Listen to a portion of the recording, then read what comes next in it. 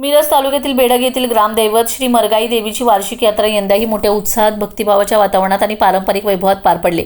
सुमारे 350 वर्षाची परंपरा लाभलेल्या या यात्रेचे मुख्य आकर्षण ठरते ते म्हणजे रामायणकालीन कथांवर आधारित त्राटिका सोंग। महाराष्ट्रातच नव्हे तर देशातही दुर्मिळ मानली जाणारी ही परंपरा आजही बेडग ग्रामस्थ जतन करत आहेत।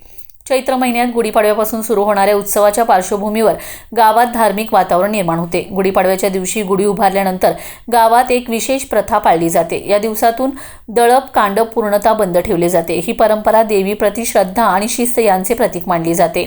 विशेष म्हणजे देवीची पालखी गावातून निघाल्यानंतरच दळप कांडपास पुन्हा सुरुवात केली जाते। त्यामुळे या विधीला धार्मिक आणि सांस्कृतिक दृष्टिकोनातून विशेष महत्त्व प्राप्त झाले।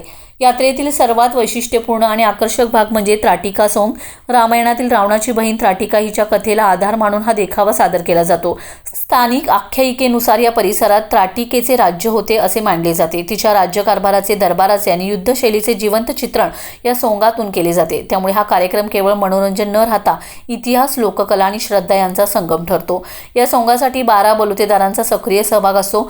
ही या परंपरेची आणखीन एक वैशिष्ट्यपूर्ण बाब आहे। गावातील विविध समाज घटक एकत्र येऊन हा सोहळा साकारतात। त्राटिकेचे सोंग घेणाऱ्या कलाकाराला विशेष तयार केलेला भव्य मुखवटा लावला जातो। सुमारे 4 ते 5 फूट उंचीच्या मांडणीवर उभ्या असलेल्या या सोंगाची एकूण उंची तब्बल 25 फूट इतकी भासते। तिची वेशभूषा अकराळ विक्राळ स्वरूपाची असते। मोठे डोळे, भव्य तोंड, मोरपिसांचा आकर्षक पिसारा आणि तब्बल 12 साड्यांचा पोशाख अशा थाटात त्राटिका साकारली जाते।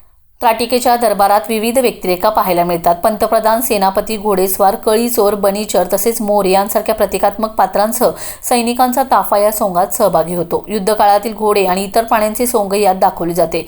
यामुळे प्रेक्षकांसमोर एक जिवंत ऐतिहासिक दृश्य उभारले जाते। हा कार्यक्रम प्रामुख्याने रात्री 10 वाजल्यानंतर सुरू होतो। गावातील चौकात त्राटिकेचा दरबार भरवला जातो।